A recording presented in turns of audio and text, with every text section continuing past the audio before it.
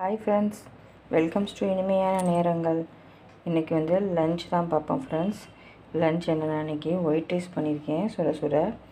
அதோட இது வந்து வாழைப்பூ வடை நல்லாயிருக்கும். இந்த வடை எப்படி ப்ரிப்பரேஷன் பண்ணேன் அப்படிங்கிறத உங்களுக்கு நான் வந்து டிஸ்கிரிப்ஷனில் கொடுக்குறேன்.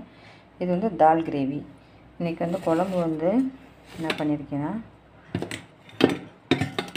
முட்டை குழம்பு தான். முட்டை கிரேவி குழம்பா பண்ணலை, கிரேவியாக பண்ணியிருக்கேன். அது செம்ம டேஸ்டியாக இருக்கும்.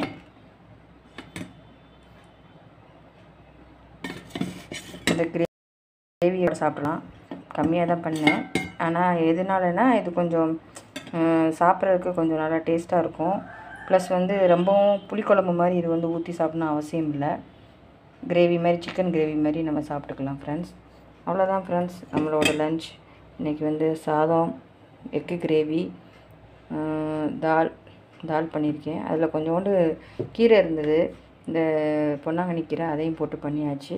அதோட வாழைப்பூ வடை. அவ்வளோதான் ஃப்ரெண்ட்ஸ். நீங்கள் எனக்கு சப்போர்ட் பண்ணதுக்கு ரொம்ப தேங்க்ஸ் ஃப்ரெண்ட்ஸ். எப்போயுமே சப்போர்ட் பண்ணிக்கிட்டே இருங்க ஃப்ரெண்ட்ஸ். மறக்காமல் நம்ம சேனலை லைக் பண்ணுங்கள், ஷேர் பண்ணுங்கள், சப்ஸ்கிரைப் பண்ணுங்கள் ஃப்ரெண்ட்ஸ். ஓகே ஃப்ரெண்ட்ஸ், நெக்ஸ்ட் வீடியோவில் பார்ப்போம்.